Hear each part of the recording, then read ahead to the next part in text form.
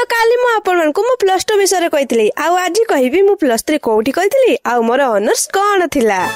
तो आज सकाळ उठिला बेलको झटापट से लागि पड़िली ब्रेकफास्ट प्रिपरेशन रे। आ एत तर हेबार कारणटा एया कि ए शीतरे ना जल्दी उठी होउची ना जल्दी काम सरुची। आ एपटे गाड़ी रे तेल न पड़िले मो इंजिन टा कोन स्टार्ट हबो। पछे जहा भी हे जाऊ सकाळ ब्रेकफास्ट मते मिस करिबार नाही। आ जदी आपण माने करूचंती ताले बिल्कुल करंतनी मो भली 5 मिनिट सिमे उपमा करंतु आ खाई के काम को जानतु। कारण आज काले डेट रे रगर कमी नाही ना एज देखुची ना टाइम कोनसी मुहूर्त भी आसपारे। सेति पई बी केयरफुल। एपटे कॉलेज पई टाइम हेलानी किंतु मु आपण मनका सह गपुची। हां इंपोर्टेंट नोटिस ना सेही पई जणी देली। आउ एमित्रे भी लेडीज प्रॉब्लम त टिके रहिबो। एक्चुअली रे जो दिनटो ये नारी जाति गपिया बंद कर दबो ना भाबिनियो सेही दिनटो तांको उन्नति स्टार्ट हैला।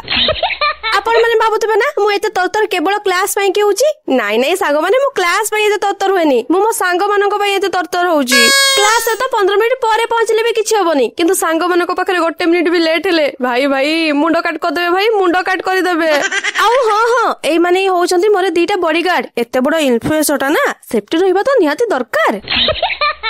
आउ एमिते दौड़ी दौड़ी क्लास रे पहुंचला बेलको सेमिति रे अधा तंटी सुकी जाय। आउ सेही टाइम रे काहाको पानी बोतल आनी के पानी पीथिबो कि नहीं मार्क करबे। सेही टाइम रे आउ 4टा पिला को शोष करबो। कोन ठीक कहली ना।